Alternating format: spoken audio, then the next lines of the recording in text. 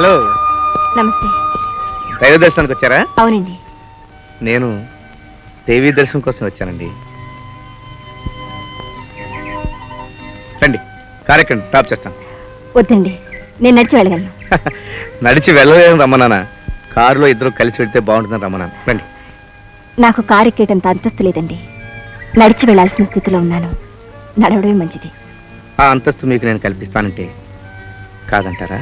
తాహతు మించిన దానికోసం ఆశపడ్డాం, అది అందుకోవాలనుకోవటం పొరపాటండి.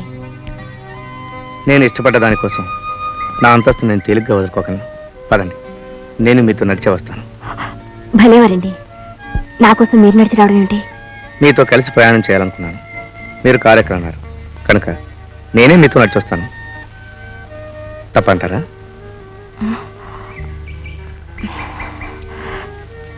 సర్లేండి, నేనే మీతో కారులో వస్తాను. Thank you. రండి.